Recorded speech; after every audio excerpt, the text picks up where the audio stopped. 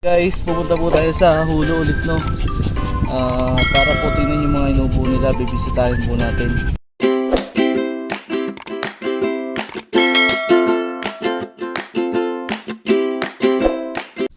Pagdaan po natin dito sa bukana ng Palayan, may nakita po agad tayong mga nag-uubo.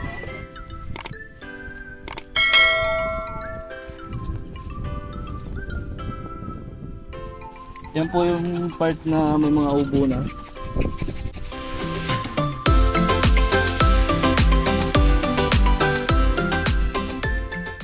Ito po yung naging resulta ng pagtatalok nung isang linggo. Madami po siyang part na hindi nabuhay kasi po madaming mga kuhol na naglabasan ngayon. Binawasan na po ito bago tamnan pero hindi pa rin po maagad, talagang hindi mawawala sa isang nagmamayari ng saka o inuubuan na magkaroon ng mga peste sa ating palayan. Kaya po alagaan po natin ng ayos pagka tayo ay nakapagtanim na. Daming kuhol, oh. Ayan po yung mga itsura ng kuhol, oh. Mga buhay pa yung iba pero yung iba patay na kasi na sprayan na siya ng pamatay peste sa palay. Ito po yung mga nangyari sa palay na tinanim nung isang linggo. Ayan, wala siyang tanim hanggang doon sa dulo, kaya sayang yung itinanim na punla dito, pero okay lang, talagang ganyan. Uusukan naman yan, uulitan siya, natanaman ulit ng mga punla, pero ewan ko lang kung ilan siya ulitan, baka bukas o sa makalwa sa susunod na araw. At least nataniman siya at magkakaroon siya ng mga buhay na punla ulit. Ito, maganda tong tanim na to.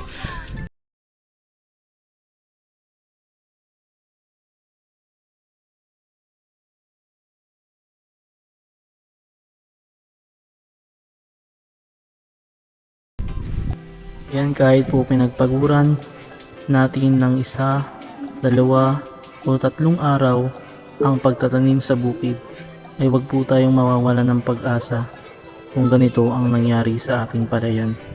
Lahat ng magsasaka ay nagdadaan sa ganitong problema, pero dapat iwan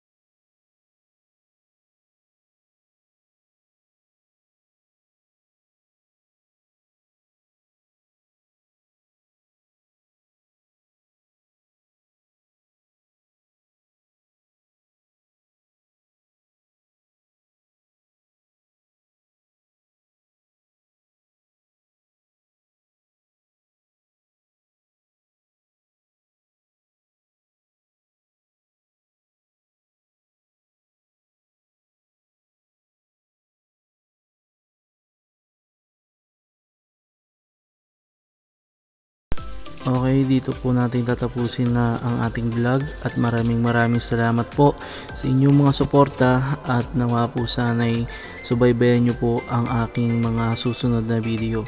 Don't forget to like, comment, share, and hit the bell button, and don't forget to subscribe para updated kayo sa mga susunod nating video. Maraming